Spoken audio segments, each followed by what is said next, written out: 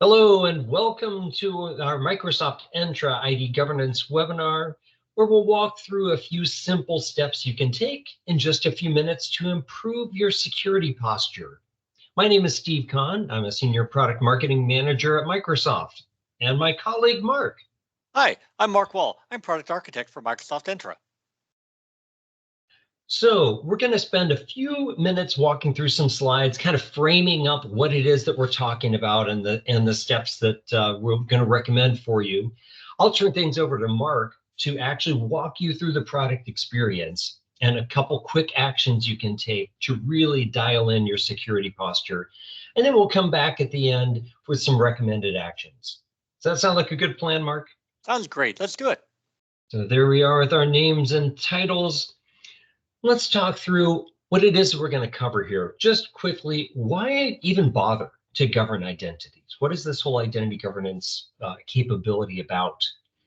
Some of the stages from when you onboard, you're a brand new, fresh, shiny new user in the organization, how to quickly and easily get those users into the organization and give them the access that they need to the apps and resources.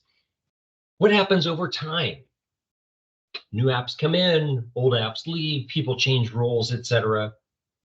What about that just-in-time privileged access? Like just for a moment, I need a little additional access and a little different additional privileges. How does that work? And then when it's time to leave and go off to another adventure, cleaning up all of those accesses and all the identity rights. Those are what we'll kind of walk through here over the next couple of minutes before we jump into the demo. So first, why even bother? Why are we talking about this? The first step there, the increased business agility.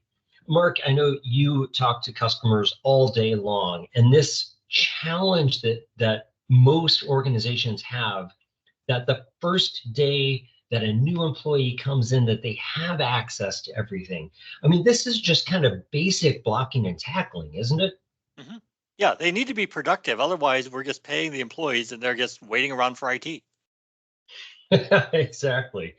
So, and then you mentioned IT. On the flip side of that, if we don't automate these processes to onboard users and give them access, then IT or help desk or some combination is just going through this drudgery, these mindless tasks, repeating over and over of granting people access. And okay, well, that got me part of what I need. Now I need something additional, right? And then that last bit, enabling every business group to determine who should have access, right? Because that's where the decision really should lie, not with IT or security or help desk, but the business group that actually has the apps and the users. That next bundle, improving the security, and that's what we talked about at the very top of the title of this webinar, in fact, is improving the security posture. And all of those manual processes are just ripe with errors. Sometimes you don't have enough access, sometimes you have too much access. So making sure that you have only the right access, just that least privilege in order to get your job done. Making recertifications faster and more effective by using machine learning. And then, of course, when the need for the access to the app goes away, making sure that that deprovisioning process is quick and it is complete. And then the last, making sure that you're complying with your own corporate policies. Again, here's where least privilege access comes in. And it's a great way, governing identity is a great way to enforce least privileged access, as well as providing the data that's needed by auditors and maintaining that separation of duties and enforcing that. Now, Mark, if we actually kind of look at just a flow chart for how onboarding a user might occur, right? These are some of the stages that a new user might go through, and a manager and a help desk, et cetera. And if you were to compare and contrast these kind of manual processes with automating, what is it that you think really stands out to you in this diagram, this set of steps? Yeah, there's two things that are really important for me. The first is ensuring the consistency. Whenever an employee joins, we need all these things to happen. If someone forgets a step along the way. They forget to add them to groups. They forget to give them the right access. People could be struggling for days or weeks trying to figure out what went wrong. It's even more important for the offboarding scenario. If you're offboarding an employee when they leave the organization and someone in IT forgets to turn off access, or the manager forgets to open a ticket for IT in the first place, well, then that lingering access could result in audit findings or security vulnerability. There's also the issue of just making sure people get the right access. Oftentimes, IT departments may not know what are all the different access rights someone might need in, let's say, a finance or sales organization. And so they might give someone basic access. Okay, you get a mailbox. But what about all the other things people need to be productive? If we could delegate more of the decision-making process about what access someone should have when they join the organization to the business units, then people can be more productive with what they need for their particular job. Excellent. All great, great points. And if we were to have a single map of the user journey from that day one or even pre-day one, before the user actually starts all the provisioning steps that have to happen ahead of time, to the very end of the process when they're walking out the door to start a new job, a new adventure with a new corporation, it often looks something like this, that user journey from top to bottom. And Microsoft Entra ID Governance really impacts every stage of this user journey, doesn't it? Yeah, because one thing that's important for a lot of organizations is to make sure that as people's job responsibilities change or as the IT landscape changes, maybe you get a new application, we move from Slack to Teams or from Salesforce to Dynamics, that the user's access keeps up to date. And this is important, particularly for these business critical resources, to ensure people don't have standing access to be administrators on systems where their job no longer requires them to have that administrative rights. Excellent. And you mentioned a couple Microsoft apps in there and a couple of non-Microsoft apps. And that's another great thing about Microsoft Entra ID Governance is that we can provision and deprovision users in and out of course, Microsoft apps, but also third-party apps, some of the heavy hitters in the industry and as well as some custom solutions as well. Isn't that right? Yeah, we have integrations with hundreds of the top SaaS applications, as well as connections back you'll see here on the slide to the on-premises systems organizations are still using for their day-to-day business operations, whether it's from Microsoft, SAP, Oracle, as well as all the different kinds of applications that customers have using third-party directories, databases, or even some of these legacy web services protocols like SOAP and REST. We can reach all of those, as well as the new applications that customers are building today. Excellent. Well, that was our backdrop, the background we wanted to give everyone to make sure we were all on the same page to start out. And now let's just jump right into that demo, Mark. So with that, I will stop sharing and I let you take over the screen. Great. So now Thank, we can take a look at some of these scenarios in the Microsoft Entra Admin Center and see how you might go about implementing them. excellent. And so just starting at the start, at the beginning, a challenge that many line of business leaders encounter is that it takes so long for new employees to be productive. As we were talking at the top of this webinar, that day one issue, it takes sometimes hours, sometimes days, even weeks to make sure they have all the access to all the apps they need. And how can we help with that, Mark? Yeah, I think it's really easy to automate the process of onboarding new employees now. We have two sets of capabilities within the Microsoft Entra ID governance experiences for Microsoft Entra. The first is to integrate in with the HR systems. We have, in addition to integrations with Workday and SuccessFactors, support for any HR system with an API. So when a new employee shows up in the HR system, Microsoft Entra ID Governance can automatically bring them in, create them accounts so they can have a mailbox in Teams and so on. In addition to bringing in all the different data from that HR system and setting up their Active Directory and Azure Active Directory, we now called Microsoft Entra ID user account, we can also use the lifecycle workflows in order to automate the additional tasks that need to happen on day one. So with lifecycle workflows, we can set up policies for what happens when users onboard to the organization, either at, before, or after their first day of work. So with the onboarding workflow for, let's say, a new employee, a new hire, we can configure the tasks that happen on their first day of work. We can, in addition to creating accounts in Active Directory in the cloud, enable an account that might have already been created, send a welcome email, generate the temporary access pass, that one-time credential to help bootstrap that user into using strong authentication from day one. So with this, they are able to automatically get access to the Entra ID in the cloud services. And we can also use Microsoft Entra entitlement management features in the access package to assign the user to additional access to groups, to teams, to on-premises and cloud applications. So for example, if they're using Salesforce, let's say for the sales team, we can assign users to those roles based on properties of the user. We can automatically assign, for example, everyone who's coming in the sales department to the sales application, as well as anyone who is requesting access. We can also have a policy for people to come in and get access, even if they're not in the sales department. So this helps to ensure that people can get access and be productive on day one for their applications. They have an account, they have the teams, they have the applications, they can sign in. Thanks, Mark. So we've got the new employee onboarded, we've got their identity created, we've got them set up with access to the apps that they need. So this is all that great, solving that day one problem.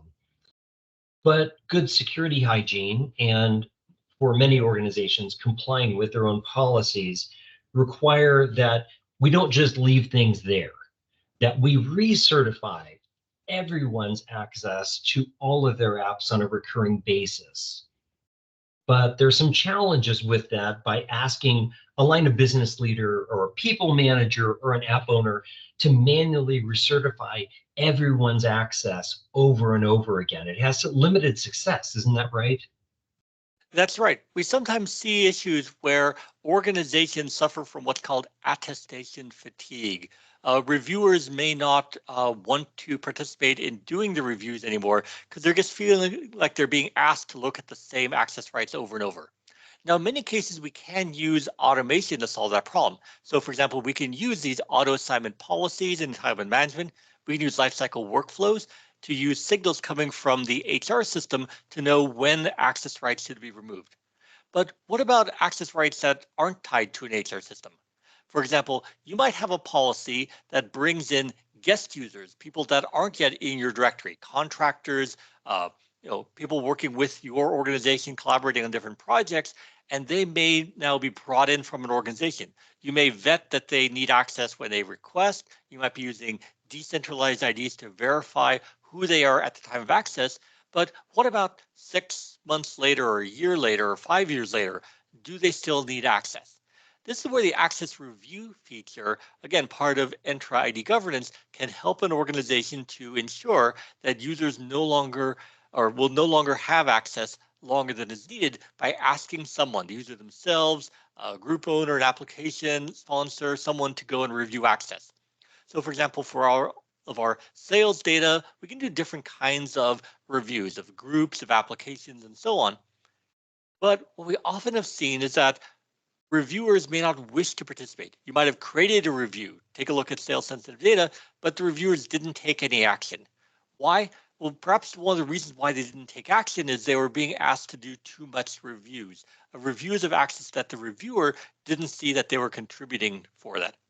So in order to solve this attestation fatigue problem, we've added additional scopes to reviews. So you can say, I only want to review certain individuals, and we have new reviewer decision helpers. We're using artificial intelligence, machine learning algorithms in order to determine where to recommend a user should no longer have access. So we can provide recommendations to the reviewer to say, well, we didn't get a signal from the HR department, but just looking at this user's group affiliations, it looks like that they've moved in the organization. Maybe they have a new manager, maybe they're no longer part of the same groups that the people were in months ago, so we can recommend to a reviewer that they would deny access.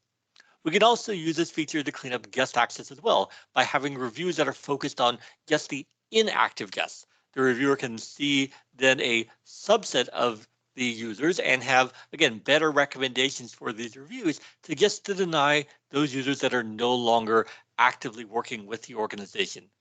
So with these machine learning features to go and review inactive guests based on not signing in regularly or not using the applications, as well as reviewing users, perhaps employees that have moved or changed roles or changed projects in the organization, we can address these concerns about attestation fatigue and have the reviewers help to ensure that people don't retain access longer than is needed.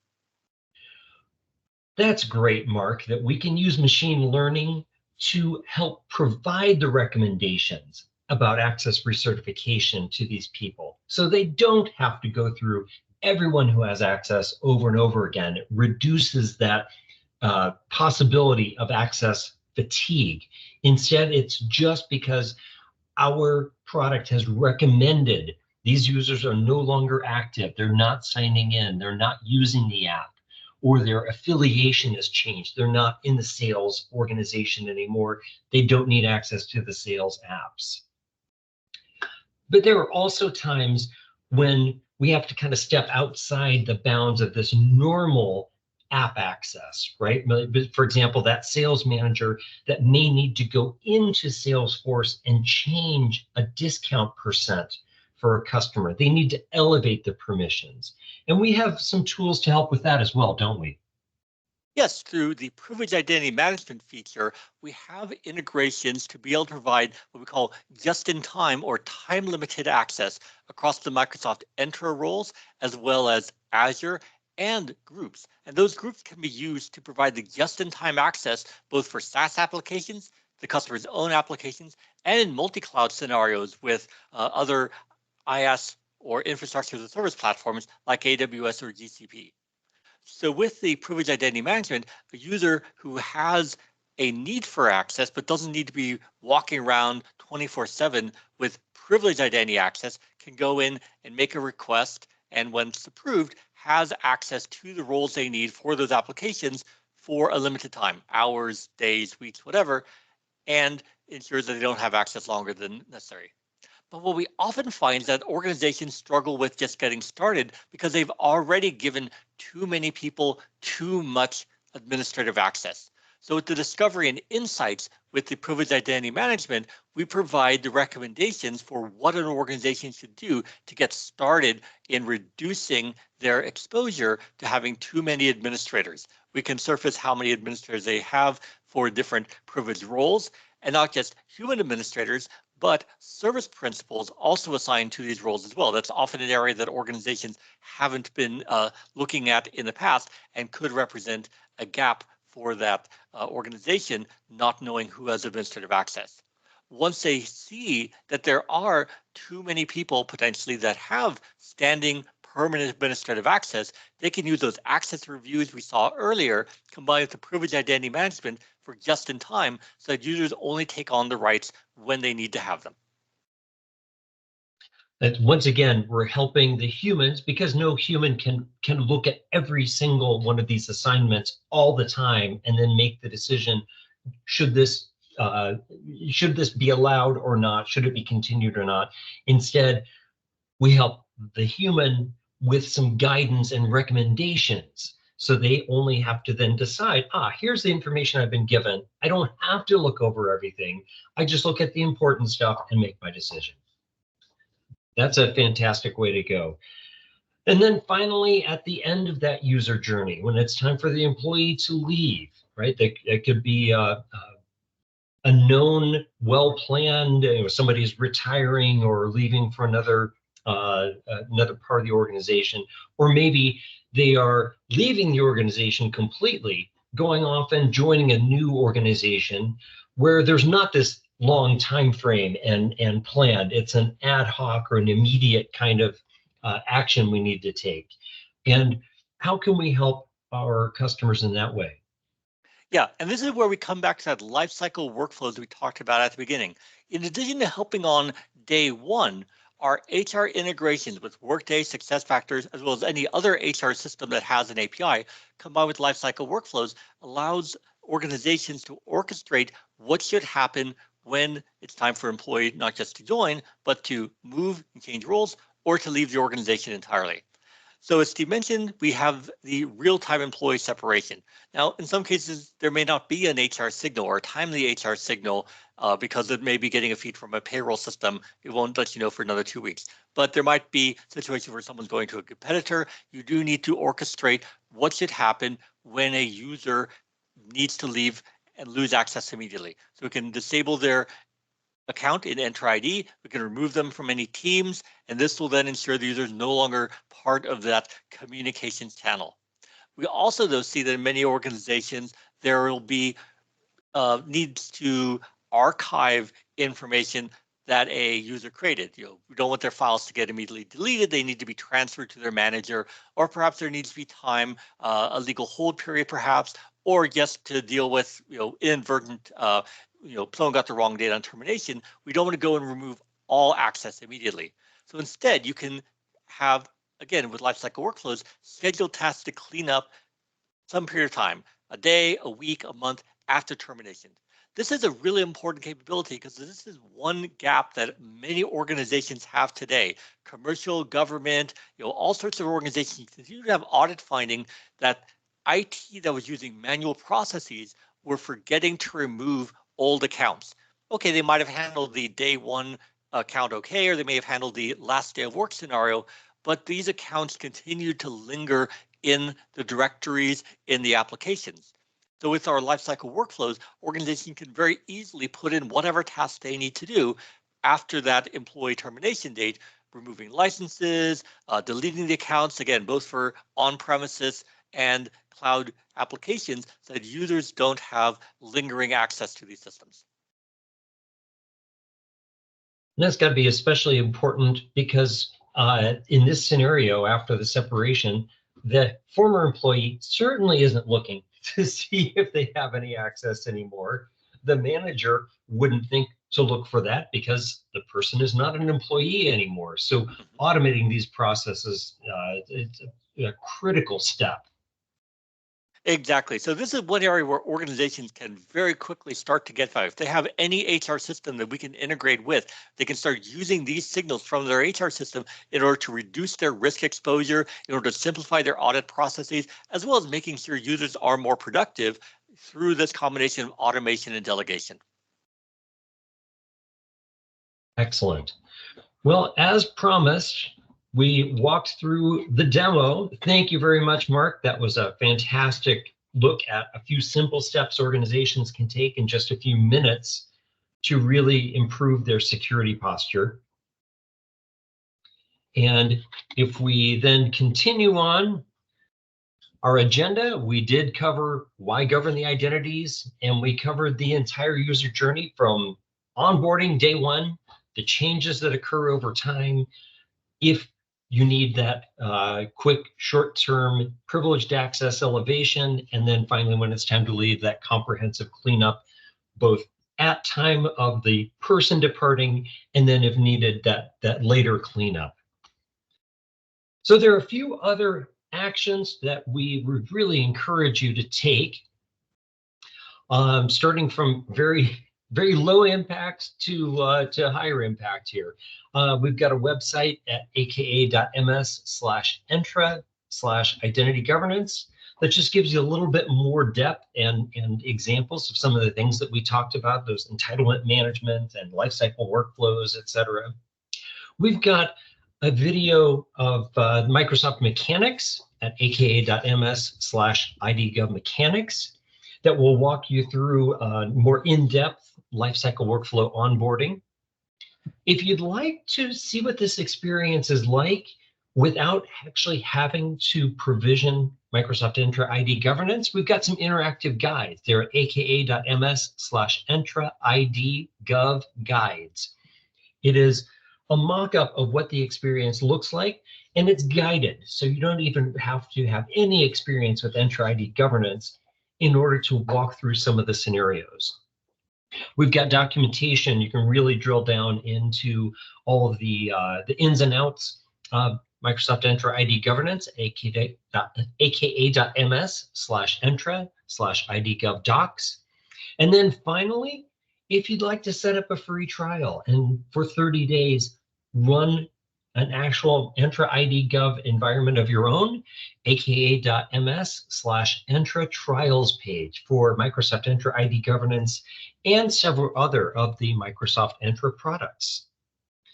So with that, we've reached the end of our video, and Mark and I can come back on camera again and let you know that we've really appreciated your time and attention. I hope this has been useful for you, and we will look forward to seeing you again on another one of these educational videos.